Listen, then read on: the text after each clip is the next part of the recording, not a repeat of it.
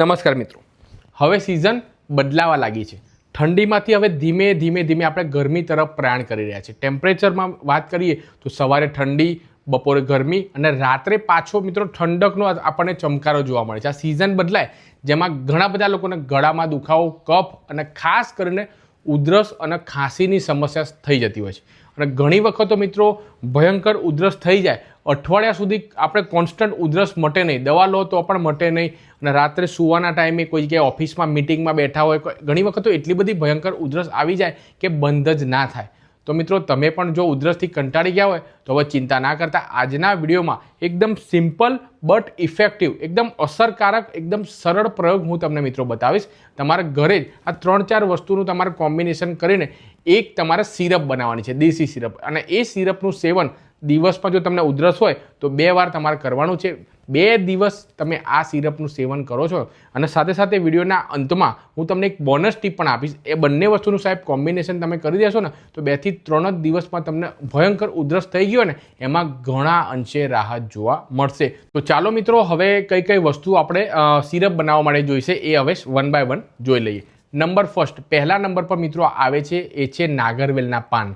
કોઈ પણ પાન ગલ્લાવાળાની દુકાને તમે જશો તો 5 થી 10 રૂપિયાના તમને 2 થી 3 નંગ નાગરવેલના જે પાન આવે છે એ જે તમને મિત્રો સ્ક્રીન ઉપર દેખાતા હશે એ તમને આસાનીથી મળી જશે. તમારે લઈ આવવાના છે અને ઘરે લાવીને તમારે પાણીની મદદથી તમારે ધોઈ નાખવાના, જેથી કરીને ધૂળ, માટી કંઈ પણ ઉપર ચોટી હોય, કચરો હોય તો એ રિમૂવ થઈ જાય, દૂર થઈ જાય. ત્યારબાદ તમારા ઘરે જે વાટવાનો પથ્થર હોય, વાટવાનો જે ખલ હોય, તેમાં તમારે નાગરવેલના 2 નંગ જેટલા પાન તમે જે લાયા છે તેને ધોઈ નાખ્યા. ત્યારબાદ તમારે કાતરની મદદથી અથવા હાથની મદદથી તમારે નાના તમારા પીસ કરી દેવાના છે ખલની અંદર.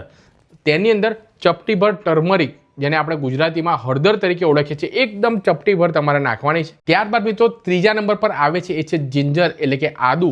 1/2 ઇંચ જેટલો તમારા આદુનો ટુકડો, નાનો ટુકડો તમારે લેવાનો છે ને તે પણ તમારા વાટવાની ખલની અંદર એડ કરી દેવાનો. ત્યારબાદ મિત્રો ચોથા નંબર પર આવે છે એ છે બ્લેક પેપર, જેને ગુજરાતીમાં આપણે કાળા મરી તરીકે ઓળખીએ છીએ. 1 નંગ જેટલો કાળા મરી તમારે લેવાનો છે અને ખલની અંદર તમારે એડ કરી દેવાનું છે. 4 વસ્તુ એડ થઈ જાય ત્યારબાદ તમારે ધીમે ધીમે તમારે વાટીને એક રસ થઈ જાય, પ્રોપર તમારે વટાઈ એક મિશ્રણ રેડી થઈ જાય, જાડી એક પેસ્ટ રેડી થઈ જાય ત્યાં સુધી પ્રોપર તમારે ખલની અંદર વાટી દેવાનું છે. ત્યારબાદ મિત્રો એક નાનો બાઉલ એટલે કે નાનો વાટકો લેવાનો છે અને તેના ઉપર તમારે ગરણી રાખવાની છે.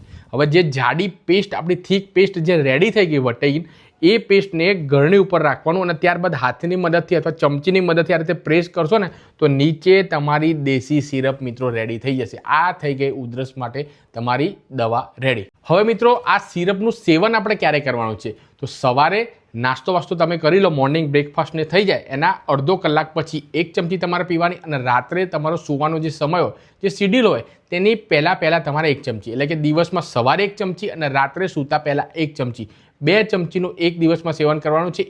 2 દિવસ સુધી તમે આ દેશી સિરપનું સેવન જો તમે કરો છો ને તો જે લોકોને ભયંકર ઉધરસ ઘર કરી ગઈ હોય, અઠવાડિયા સુધી ઉધરસ મટતી ના હોય તો આ ઉપાય અચૂકથી તમે ટ્રાય કરી જોજો. ગણતરીના દિવસોમાં જ ઉધરસમાં ઘણા અંશે રાહત જોવા મળશે.